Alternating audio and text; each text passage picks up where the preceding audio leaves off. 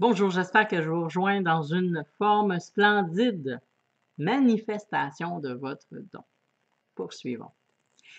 Il est temps d'utiliser votre journal de bord, mes amis, ou sinon le cahier de l'étudiant. Pour le premier exercice, notez tous les moments où vous vous souvenez d'avoir eu recours à votre don de voyance.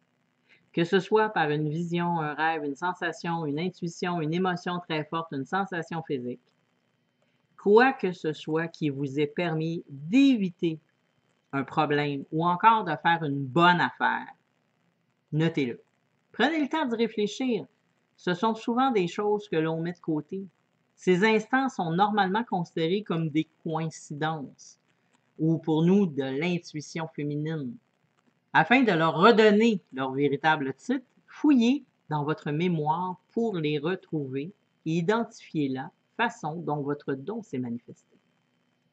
Si vous n'êtes pas certain que ce moment reflétait vraiment un don de voyance, notez-le tout de même. À la suite de votre lecture, vous pourrez clairement dire si c'était le cas ou non et on pourra en discuter en groupe. Cela va vous aider à faire la part des choses. Si vous n'avez rien à noter, dites-vous que, de toute façon, vous remplirez bientôt ce journal d'un tas d'exemples et d'expériences. Ce n'est que le début. Je vous ai donné plein de petits exercices à faire aussi. Alors, pour conclure, j'aimerais vous parler de votre vie ésotérique passée. C'est aussi un exercice qui est tout simple. On va terminer avec ce dernier exercice. Ça va sûrement vous donner quelque chose qui va vous inviter d'abord à écrire dans votre journal de bord un résumé de toutes les expériences ésotériques que vous avez pu vivre, même s'il s'agit que d'un événement banal qui vous semble n'être qu'une coïncidence. Certains écriront des histoires à propos d'esprits, d'autres sur des rêves prémonitoires. Même si vous n'avez que des anecdotes de hasard nécessaires, comme de rencontrer la bonne personne au bon moment, notez cette expérience dans votre journal de bord. Vous croirez n'avoir rien vécu d'étrange? Je vous invite comme deuxième exercice à noter tous les dons dont vous avez entendu parler à la télévision ou dans un divers reportage. Notez ce que vous savez déjà sur ces capacités. Puis faites la liste des dons que vous aimeriez posséder, de vos motivations à cette fin.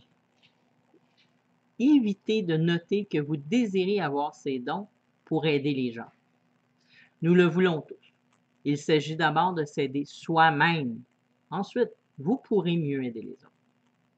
Puis notez comment ces dons vous permettront d'évoluer, ce que cela ajoutera à votre vie et comment.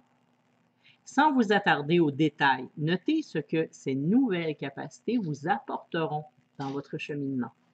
Ces capacités endormies sont là depuis toujours. En notant vos intérêts, vous leur indiquez que vous êtes prêt à les accepter. Nous reviendrons sur ce premier exercice à la toute fin du processus. Vous établirez alors probablement des liens entre ce que vous aurez noté ici et le don que vous avez découvert.